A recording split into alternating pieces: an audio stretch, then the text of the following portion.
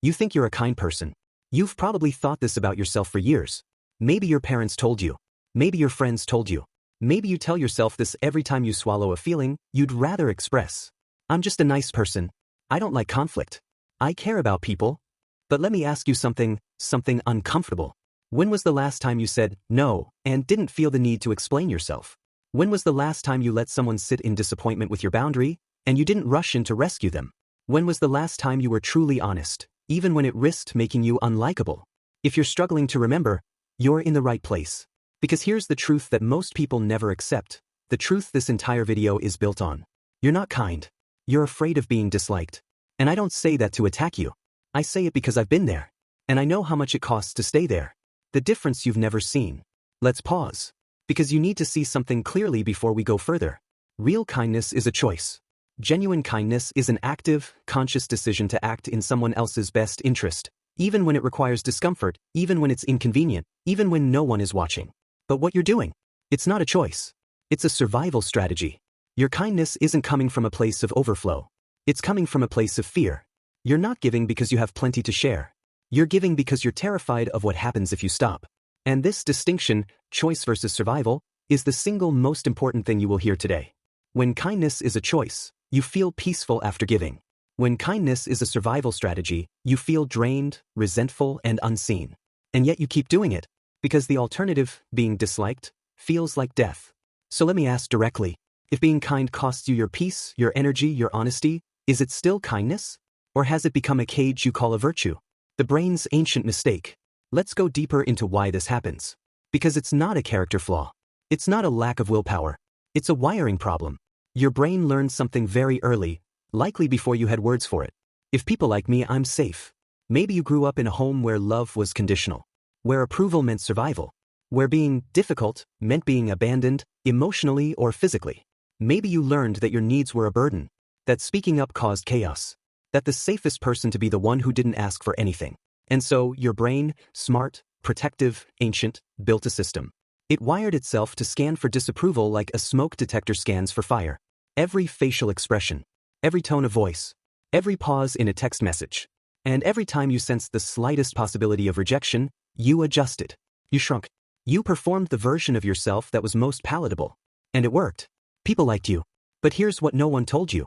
The system that kept you safe as a child is now keeping you small as an adult. When your brain treats disapproval like physical danger, your life shrinks to fit inside the boundaries of what others find acceptable. You stop having opinions that might ruffle feathers. You stop pursuing goals that might seem arrogant. You stop expressing needs that might inconvenience anyone. You become a ghost in your own life, haunting the edges of what everyone else wants.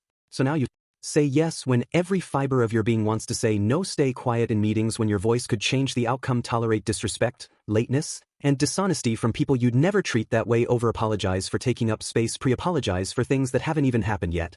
Not because you're kind, but because you're terrified of rejection. And let me be clear, this isn't a small problem.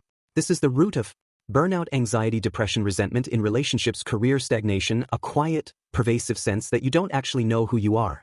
Because how can you know who you are when you've spent your entire life being whoever everyone else needs you to be? The disguises of fear. Let's walk through what this actually looks like in daily life. Because it's subtle. It's disguised. It looks like goodness from the outside. Example 1. The laugh it off. Someone disrespects you. Maybe they interrupt you. Maybe they take credit for your idea. Maybe they make a joke at your expense. And you laugh it off. It's no big deal. They didn't mean it. You tell yourself you're being gracious, forgiving, the bigger person. But internally, you feel a knot in your stomach. You replay the moment in bed that night. You feel a slow, creeping resentment that you can't quite name. That's not kindness. That's self-abandonment disguised as grace. Example 2, the exhausted helper. You are drained, wiped out, running on fumes. Someone asks for your time, your energy, your help. And you say yes. I don't want to let them down. You show up. You perform. You give the last of yourself to someone who doesn't know, and wouldn't need to know, how depleted you are. You tell yourself you're being reliable, selfless, a good friend or colleague. But you're not. You're avoiding a conversation. You're terrified of what they might think if you say, I can't right now. So, you sacrifice yourself on the altar of their temporary comfort. That's not kindness. That's fear dressed up as duty. Example 3, the softened opinion. You're in a conversation. Someone says something you disagree with, maybe strongly. But instead of saying, I see that differently, or I don't agree with that, you hedge. I mean, I can kind of see both sides. Maybe it's just me, but I'm not sure, but possibly. You soften. You diffuse. You make your perspective invisible so it can't be attacked. And you tell yourself you're being diplomatic, open-minded, peaceful. But the truth? You're afraid. Afraid of the tension. Afraid of being seen as difficult. Afraid that honest disagreement will cost you belonging. That's not kindness. That's conflict avoidance wearing the mask of wisdom. Example 4, the overfunctioned. You're the one who plans everything. Who remembers everyone's birthday.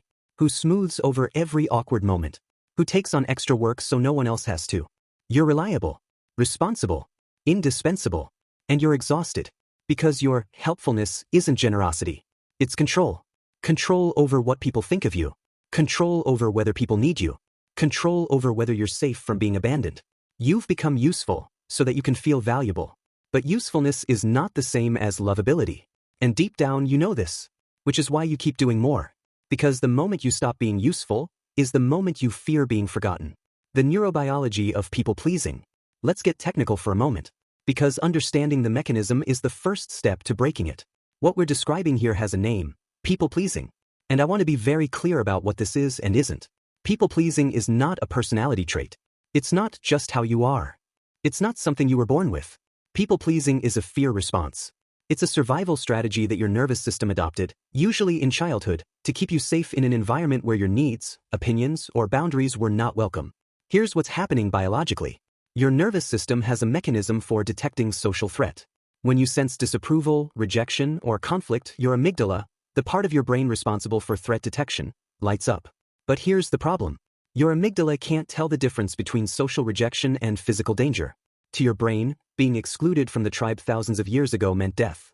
So your nervous system treats a disapproving look the same way it treats a predator in the bushes. Your heart rate increases. Your cortisol spikes. Your prefrontal cortex, the thinking, reasoning part of your brain, goes partially offline. You stop being able to think clearly. You stop being able to access your values.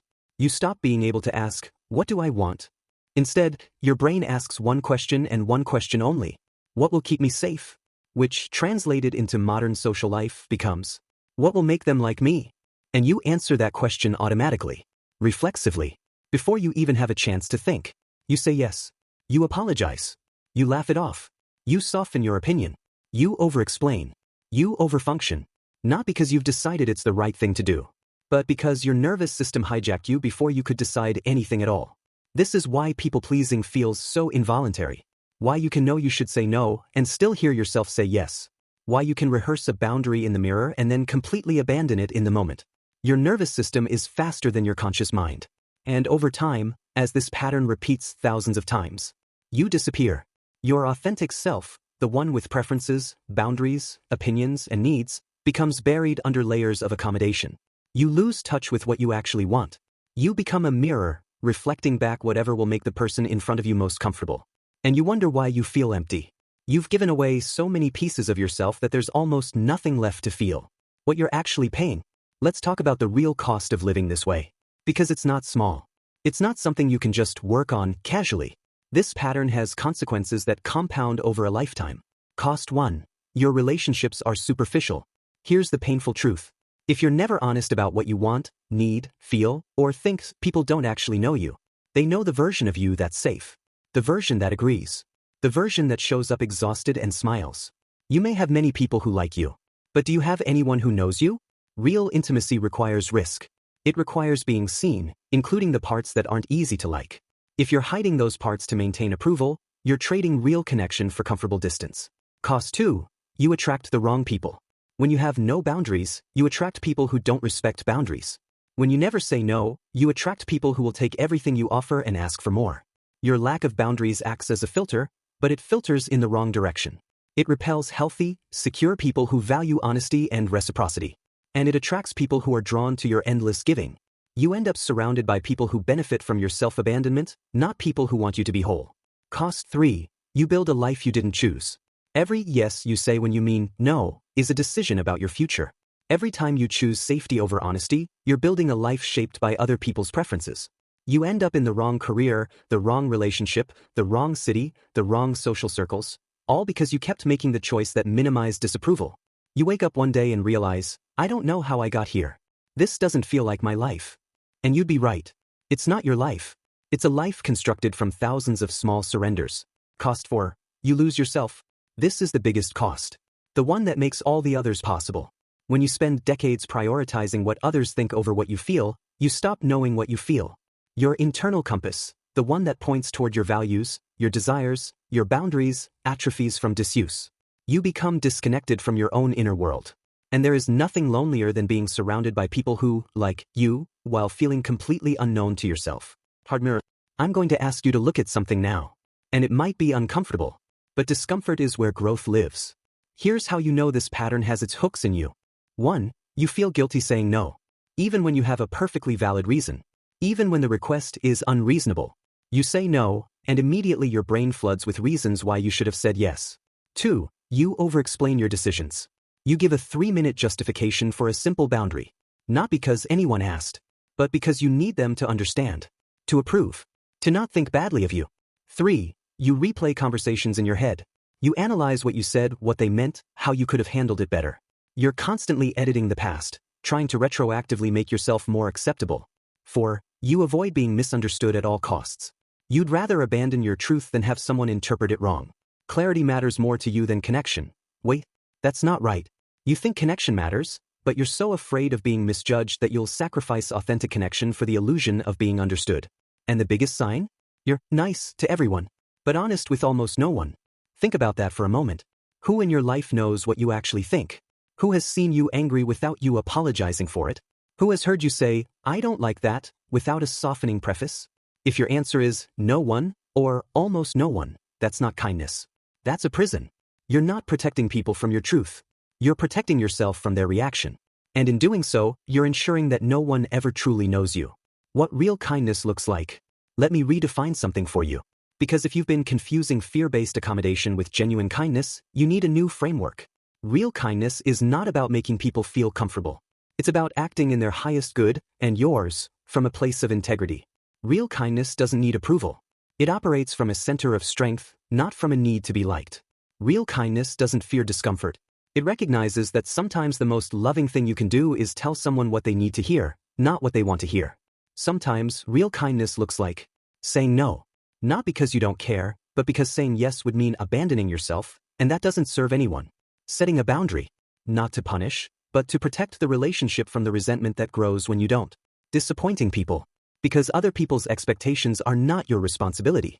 You can disappoint someone and still love them. You can be disappointing and still be whole. Disagreeing clearly. Because honest conflict is more respectful than false agreement. You honor someone more by telling them the truth than by protecting them from your perspective. Letting people sit with their own feelings. You don't have to rescue everyone from discomfort. Sometimes the kindest thing is to trust that they can handle their own emotions, instead of taking them on as your own. Real kindness comes from strength, not fear. It says, I care about you, and I also care about myself. And sometimes, those two things will require me to do something you don't like. And I'm willing to risk your approval to stay true to both of us. That is kindness. Everything else is just fear dressed up in a nice sweater. So now I'm going to ask you something. And I want you to sit with it for a moment before you answer. Am I being kind, or am I trying to stay liked? Because those are not the same thing. And the longer you confuse them, the more you lose yourself. The longer you call your fear niceness, the longer you'll stay trapped in a life that doesn't belong to you. The longer you avoid the discomfort of honesty, the longer you'll feel unseen by people who think they know you. The longer you keep giving from an empty well, the longer you'll wonder why you're exhausted. Here's the hard truth. You might lose people when you stop being the version of yourself that's easy to digest. Some relationships will not survive your boundaries. Some people will prefer the old you, the one who said yes, who didn't rock the boat, who made them comfortable. But here's what I can promise you. The people who stay will be the ones who actually want you, not the performer you've been. And that is worth every relationship you lose along the way. So, are you ready to be kind? Really kind? Or are you going to keep settling for being liked? If this hit you, it's not an attack. It's a mirror. Don't look away. Which relationship in your life needs your honesty, not your niceness? Write it down. Say it out loud. Send this to someone who needs to hear it. And if you're ready to stop performing kindness and start living it, subscribe. The real work starts now.